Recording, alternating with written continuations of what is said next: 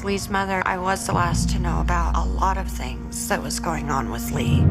She was a free spirit, but her judgment wasn't the best. Her relationship wasn't doing well. Like, this guy's not good. And then I called her, she didn't answer. Max told me she was missing. It could have been the ex-boyfriend, or it could have been this new character. I'm not angry with you because you're about to tell me where my sister is. The whole time, Max was recording this on his phone. If it was my sister, I might have done the same thing. 911. Yes, my kid confessed to a murder.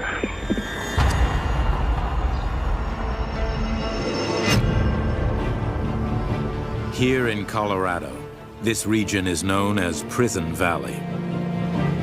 This valley has more prisons than any other across America.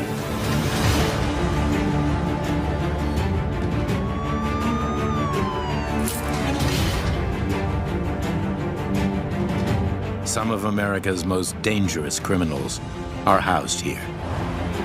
Before the prisons took over the region, we had very few murders. But that has changed.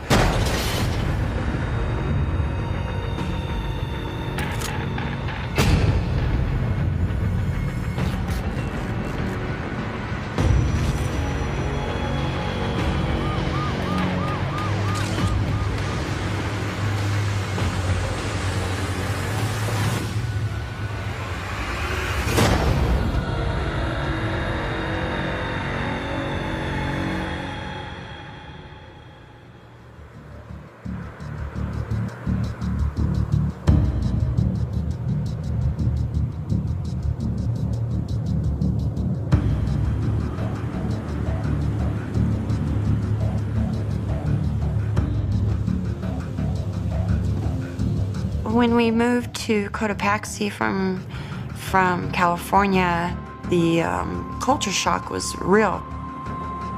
We moved from this big city, and here we thought things would be a little bit more normal and quiet.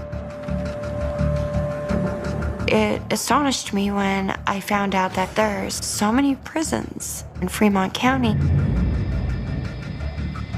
And I never really heard before that it's referred to as Prison Valley. I felt a little uncomfortable at how many people had, ankle bracelets on, and I'd never seen one of those in my life before. That kind of spooked me too.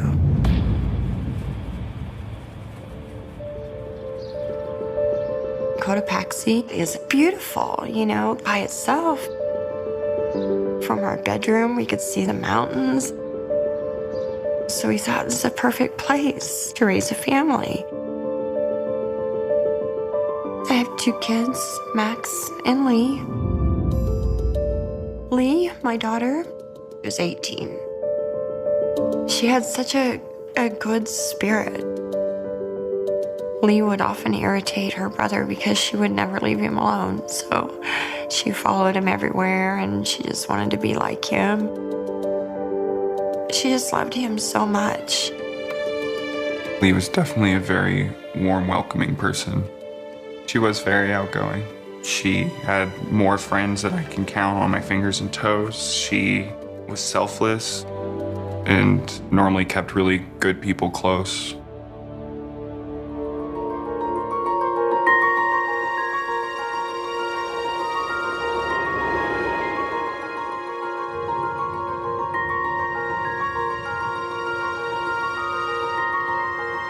Both Lee and her older brother Max went to Cotopaxi High School, a very small mountain school in Prison Valley. Lee enjoyed school. She was not a straight A student, but she always had passing grades. She was more of a socialite. Lee liked going out. She went to lots of concerts, hung out with a lot of different people. Max was very protective of his little sister. He worries, and he would always be, "Where's Lee? And let's get her home." Because she was a free spirit, sometimes her judgment wasn't the best.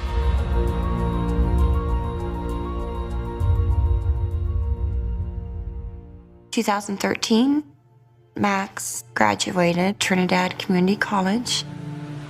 And then I moved back to California to start my massage therapy business. Lee, she wanted to follow in her brother's footsteps. So she enrolled at the same college in Trinidad. She went for the same thing as I did, massage therapy. Ultimately, what they wanted to do was run a massage therapy business together.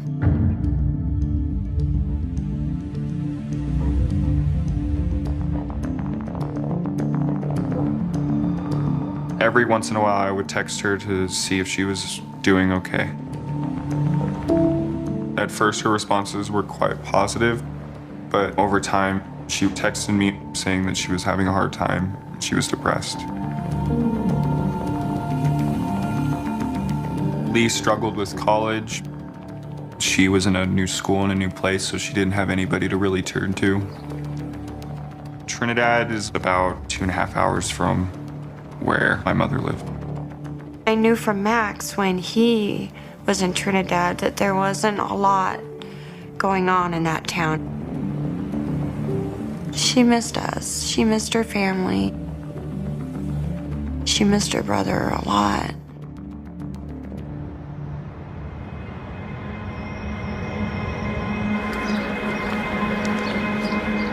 I started noticing that things were different with Lee. She would make plans to come and see me, and then sometimes she would call and say that she just wasn't gonna come. I didn't know what was going on with her.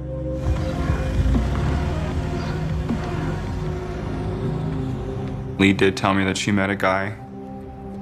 She told me Jesse was an amazing tattoo artist. She definitely lied about his age. She did not tell me he was in his 30s. I mean, she was 18, so I mean, it is what it is. But she told me very specifically not to tell my mom anything. And I felt very conflicted about it because I was worried about her.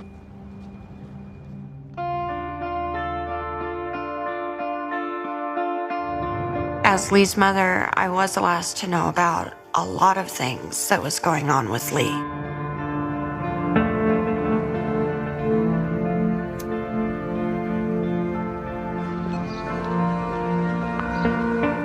Once she started her new relationship with Jesse, she probably put most of her focus into that because she was in love.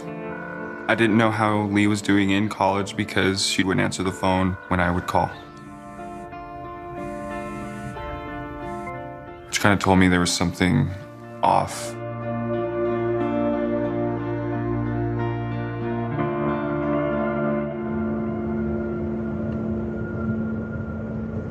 With college, she had a hard time because she didn't really have anybody to turn to. The massage therapy teachers, instructors couldn't really indulge probably too much time in one person. Lee needed the structure and she wasn't getting it. Even though the teachers there are amazing, like, it was just she had a hard time, I think, absorbing some of the information.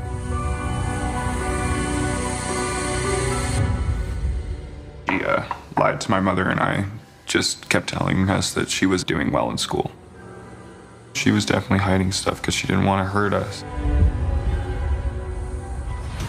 Lee was very big on social media. We could keep track on her, stuff like that. But that stopped almost completely once she started dating him.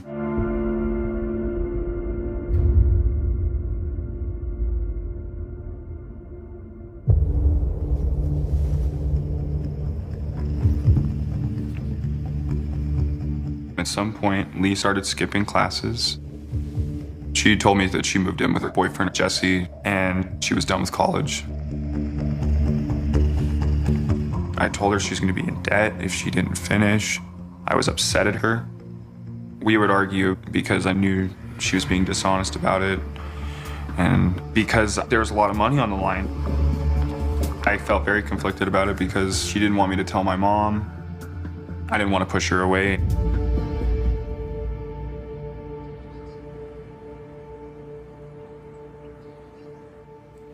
In February 2014, I received a letter from the federal student loan folks. It was addressed to Lee, but I was already concerned.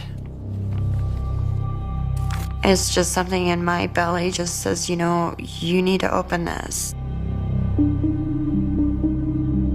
They were asking for her to reconcile her student loan because she had dropped out. I was shocked because I thought that she was still in school. When I confronted Lee, she had told me, Mom, I'm not happy there. She wanted to be in the big city. Lee never told me that she was dating a man that was much older than her. I was becoming extremely worried about her. Deep down, I knew that she was going through something really heavy, but I think I was afraid to pressure her to talk about it.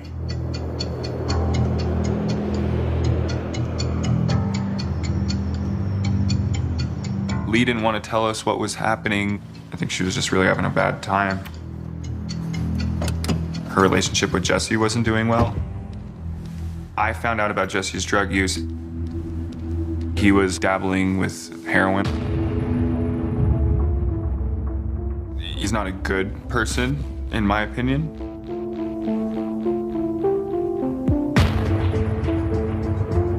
Lee would tell me that he has a big temper. There was a really bad argument that scared her. I would hear some of those arguments through the phone. Something's being slammed in the background and her screaming, him screaming. Yeah, I totally was like, this guy's not good.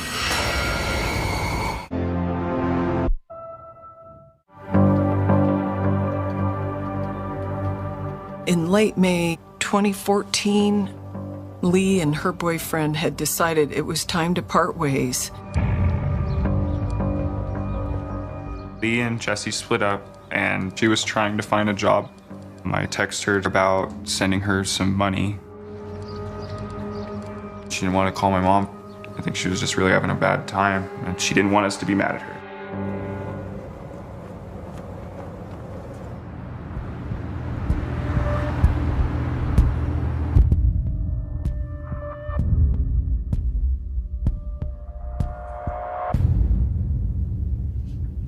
Lee posted on Facebook that she was looking for a place to live. An old high school friend of hers replied to that message.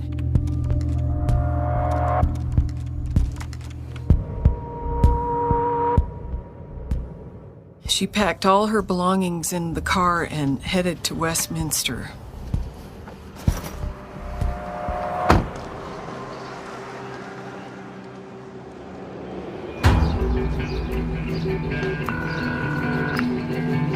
I called her and she didn't answer, which I thought was weird because I was trying to send her the money.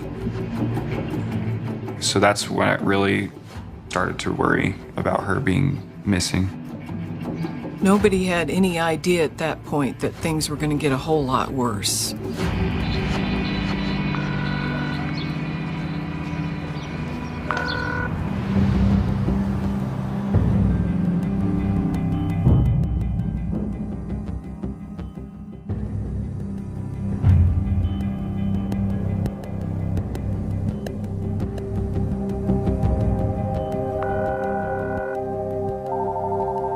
Something was wrong.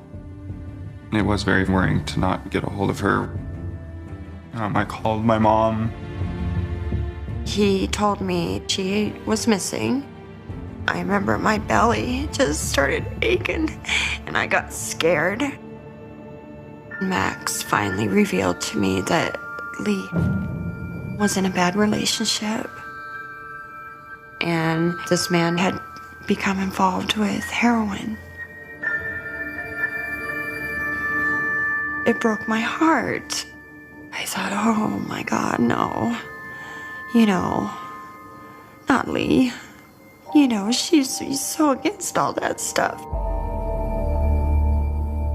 well, now it all makes sense why she avoided me.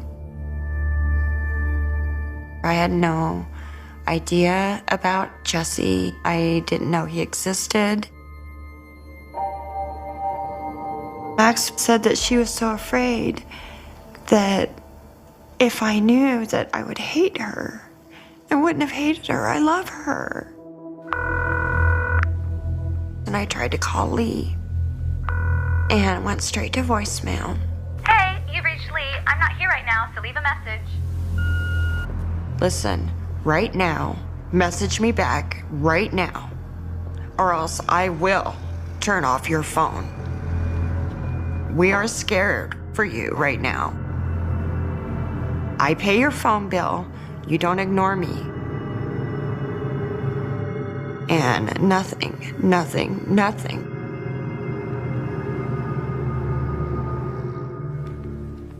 Because I paid Lee's phone bill. I had access to all of her phone records. So I started looking at the last numbers. I started calling those numbers to see who they were. One of the numbers was Castle Rock Inn, and they said that Jesse was registered there and that he and Lee spent the night there on June 2nd. And then I knew something bad happened to her. I didn't know Jesse, only what Max told me. So I did wonder if perhaps he had something to do with Lee's disappearance.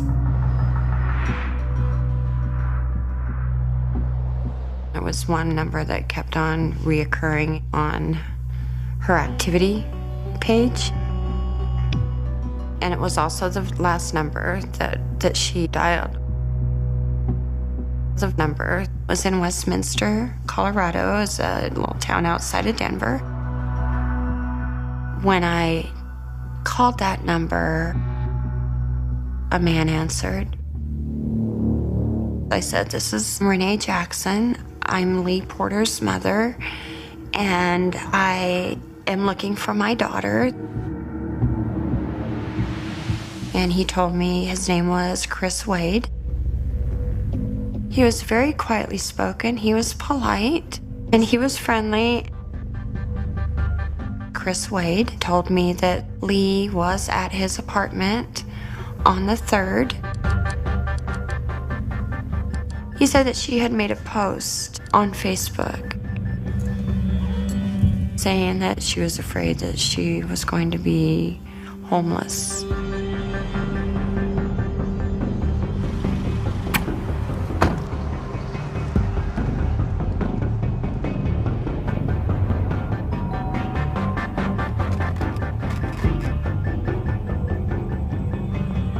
He said she came over.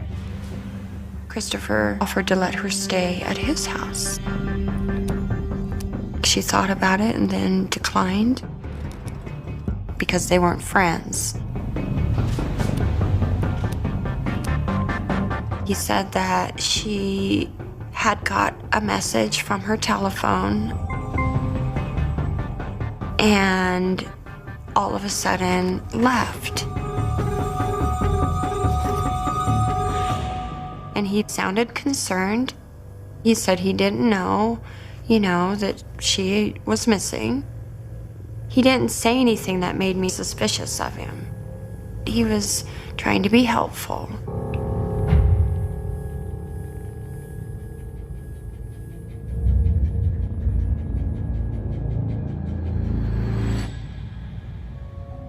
So I reported her missing, and they said that they were going to turn that over to a detective. After I called the police, I called Max and I told him that I had telephoned Christopher Wade. And he says, "Mom, that's somebody from Cotopaxi School." I went to high school with Chris, and there was a couple classes I'd have with him. He was a high honor student. He was very school smart. My impression of Chris was he was very odd. He didn't speak very much. He hung out with a crowd of misfits.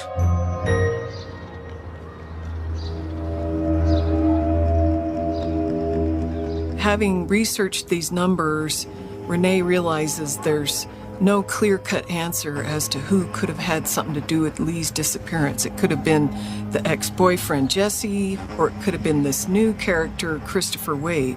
She wasn't sure. That was a really hard night for me, waiting and waiting to hear back from the police. I was becoming extremely worried about her at that point.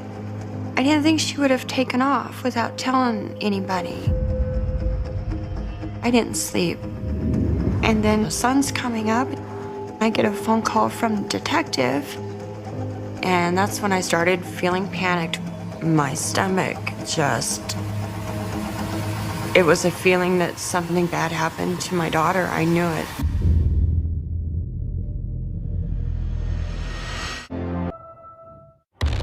Out of nowhere, a guy walks in with a shotgun. You hear about an abduction, it's not often that you see it. It was like watching a scene from a movie. He said, "This is robbery, give me your money." My heart stopped. This is one of the most bizarre things that I think I've ever seen. Brand new Crimes Gone Viral starts the 27th of February on ID.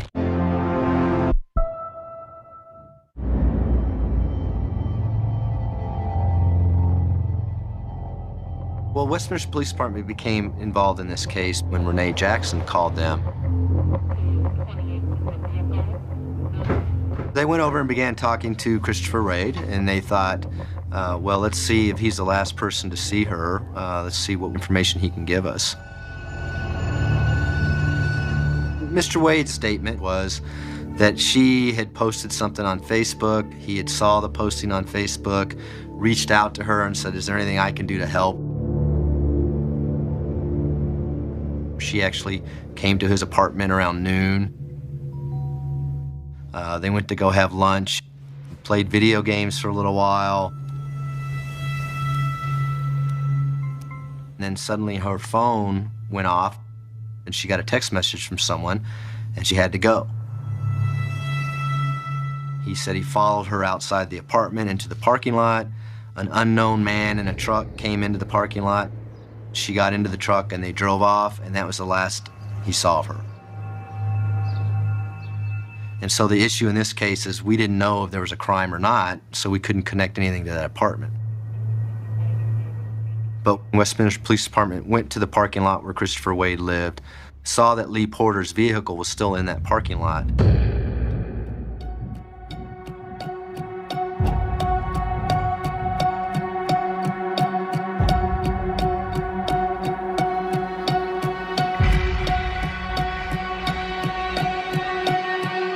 I think the detectives from Westminster Police Department realized that something more is going on here.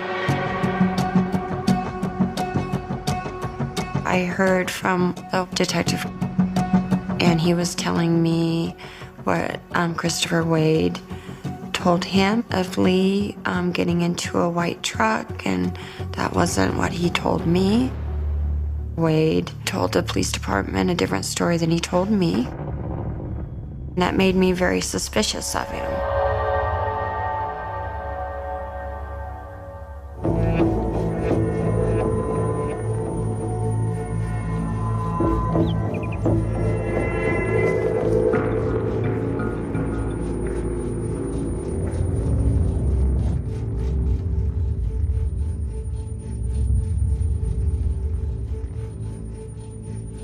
We needed to find Lee.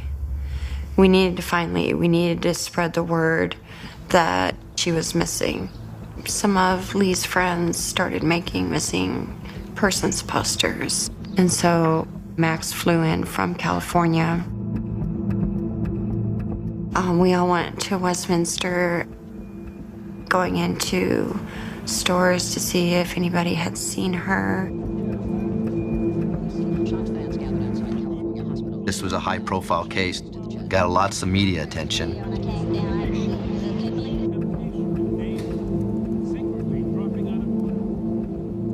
Pueblo chieftain was very interested in the story because she had been living in Pueblo, staying with Jesse. Jesse, her ex-boyfriend, was looked at early on in this investigation. Jesse's number was one of the numbers that were on Lee's list. Jesse and I got into contact with each other after Lee went missing. Max reached out to Jesse.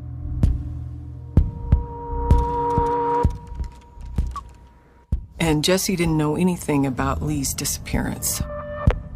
Jesse had been in Maryland this whole time with his parents.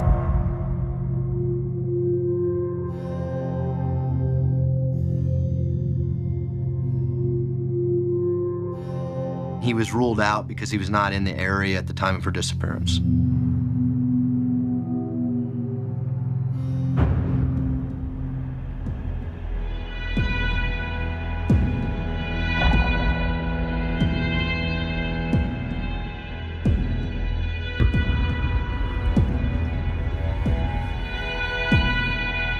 So a few days after I spoke with Christopher Wade on the phone, I was home and watching the news.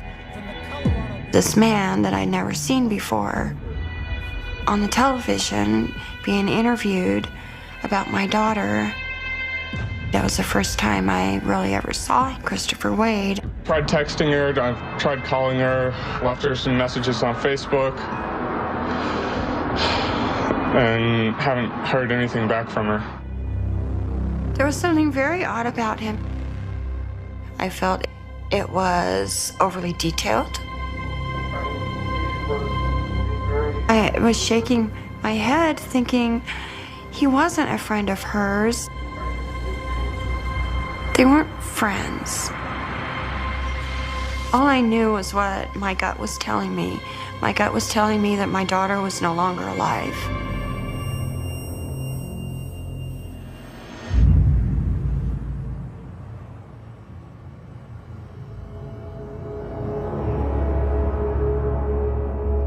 On June 10th, 2014, we went to Christopher Wade's apartment and did a search.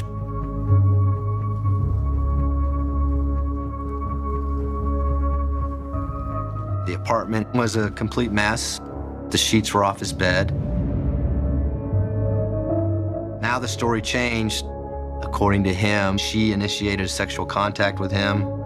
During sex, she had a nosebleed, and so he removed the sheets, put them in the hamper, and the police would say, well, let's go look at the hamper and look at the sheets. And then he said, well, the sheets aren't in the hamper. I think Lee Porter took them with her when she left.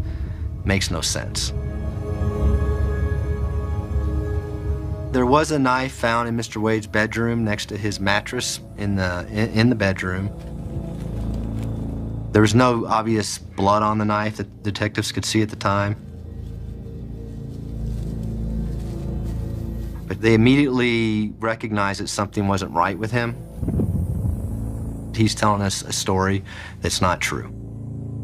We asked him to come to the Westminster Police Department to be interviewed by detectives more thoroughly. This is your one and probably last opportunity to do this voluntarily.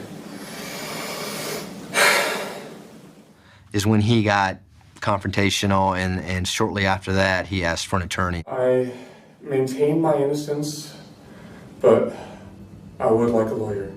The interview had to stop. They didn't have enough evidence to charge him with anything. This ends the interview. The time is 16 hours. The police officer's response was, is this guy is up to something, we're going to continue to watch him.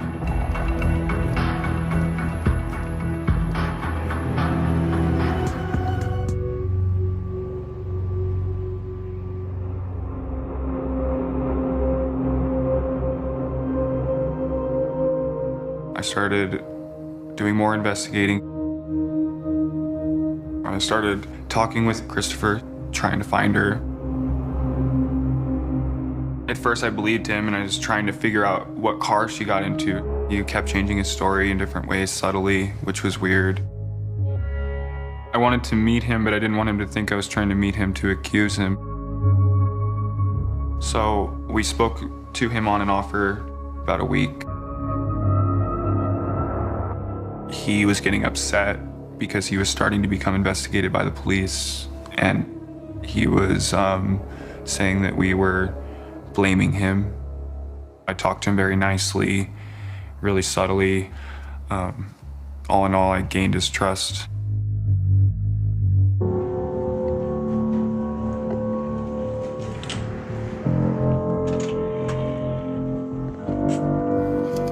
Max arranged to meet him at a park. Max had even convinced Lee's ex-boyfriend, Jesse, to come for the meeting. I told Jesse, and he said he wanted to come help. So he flew in from Maryland. So it was a pretty unique situation that these people were all gathering together to try to find out what happened to Lee.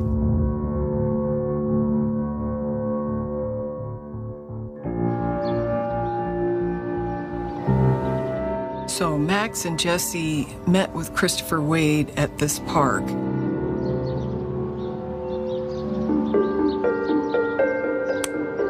Chris was being kind of strange. He had a deck of tarot cards and said, "I'm going to do your reading." And it must have been really hard on Max because he was just wanting to get to the issue at hand. No one knew that they were under surveillance, including Max Porter. It's extremely rare that a family member would come in contact with a suspect while he was under surveillance. When he started the tarot card reading, I put my phone on record and just put it down on the table without him realizing.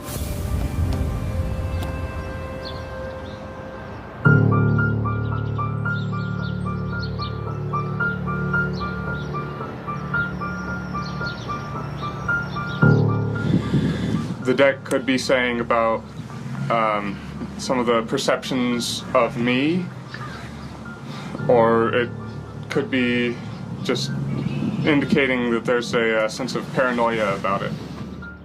The whole tarot card thing was very creepy.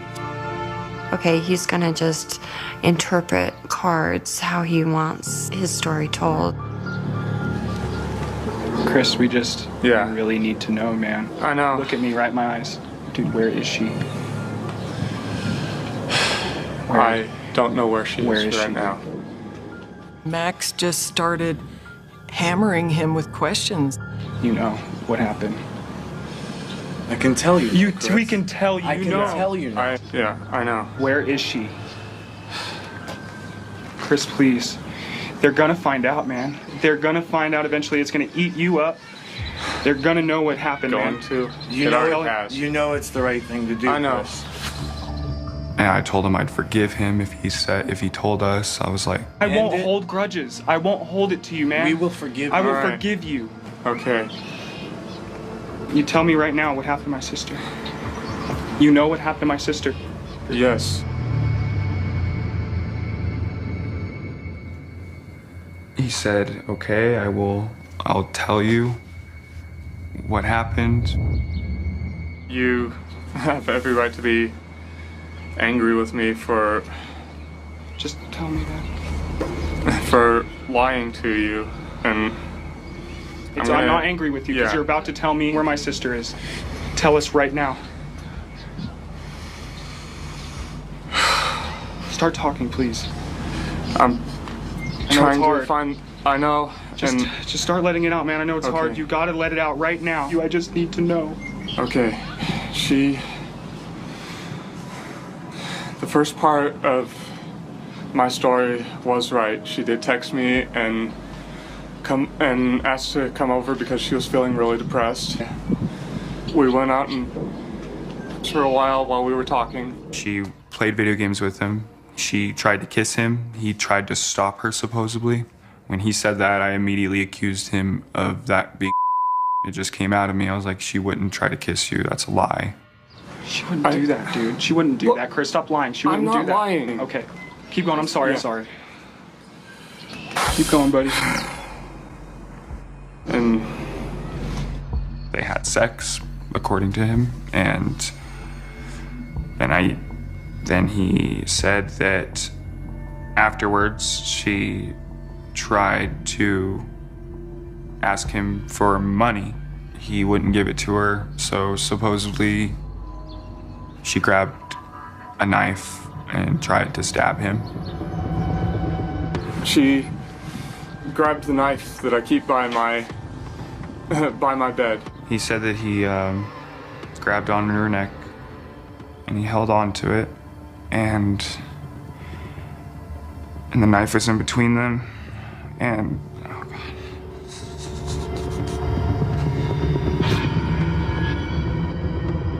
All of a sudden she went limp, and then he noticed that he stabbed her through the sternum.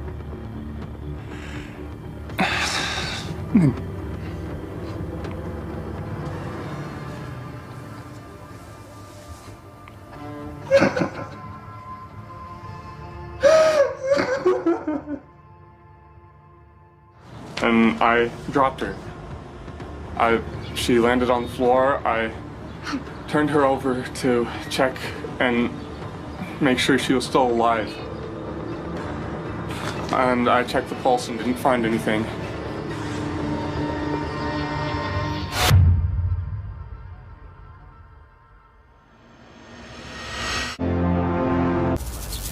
He said that he grabbed onto her neck and the knife was in between them.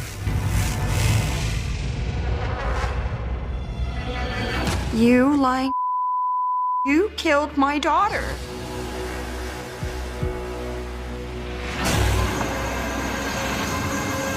The whole time, Max was recording this on his phone. Heck, I wouldn't have believed it if I had told it to me. Christopher tried to take off after he confessed. I will be turning myself in to the police. I will tell them. No, you're going to jail right now. You think I'm just going to let you walk away and drive away? You killed my sister.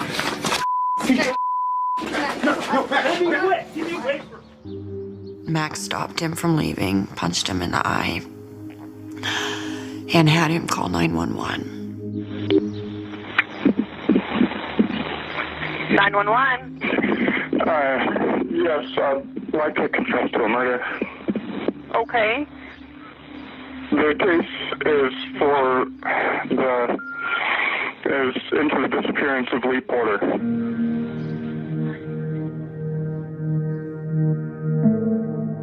Max is a hero. And he did that for his sister because he loved her so much.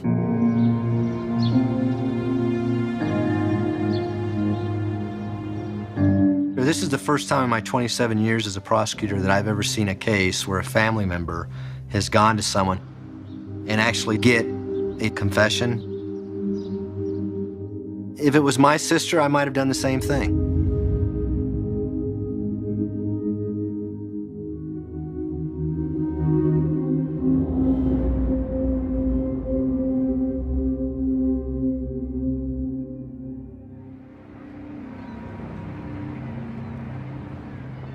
The law enforcement authorities were convinced that she would be found at the Commerce City landfill.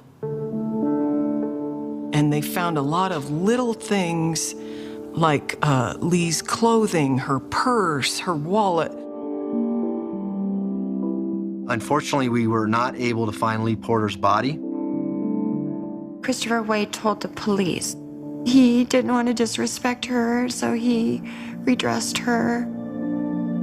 It's a pack of lies because those clothes that he described in detail were found at the landfill.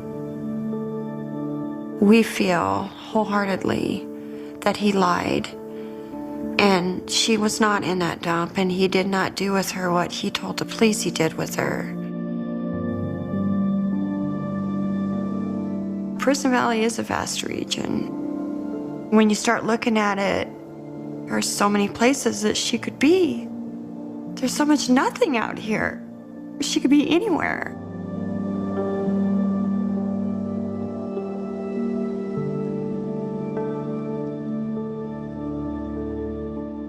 They had a confession, but they didn't have a body that would help them prove first-degree murder.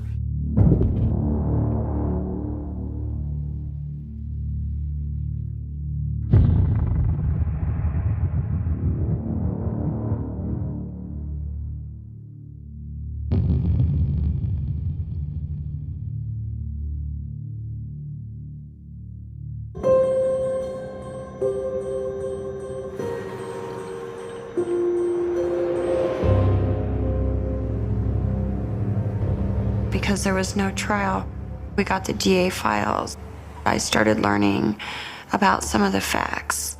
That evening that she was supposedly killed, that Christopher Wade's neighbor saw a van parked, backed up to Christopher's apartment, and he saw people loading stuff into the van. There was a suspicion that Christopher Wade had a friend help him move Lee's body.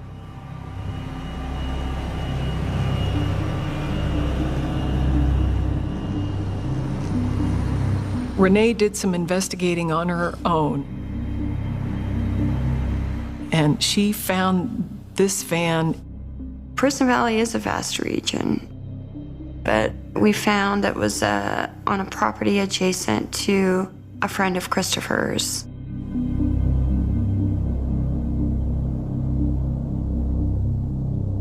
Who we thought was the van owner.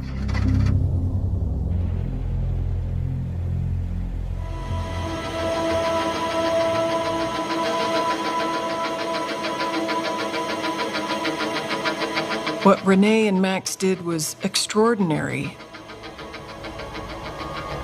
They're just ordinary people, and they're working like detectives to try to solve this crime. They found an area of disturbed ground that was then covered over with rocks.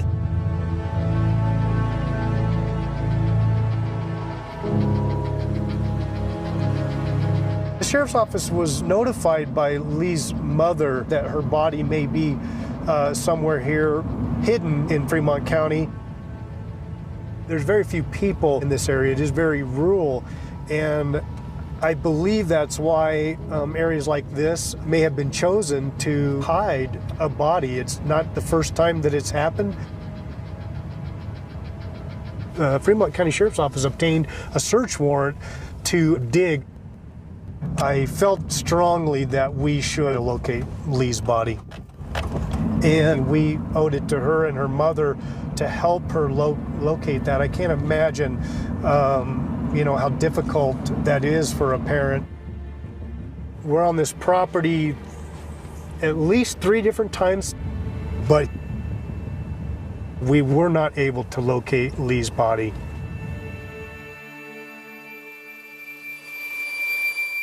This gravesite apparently had been dug for a family pet, and they found a dog in the grave. Information that I obtained and detectives obtained later seemed to corroborate that somebody did move her body to Fremont County. And she needs justice.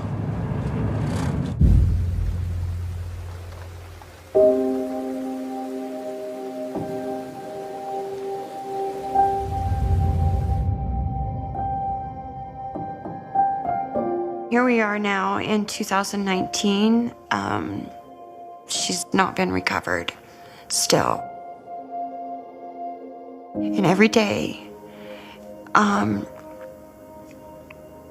that's all I can think about, is trying to find my baby girl so I can put her to rest and lay her to rest so we have a place to visit her. I don't want to be here anymore, but I feel like I can't leave because I feel like that would be abandoning my daughter. Not knowing the extent of really what happened to her.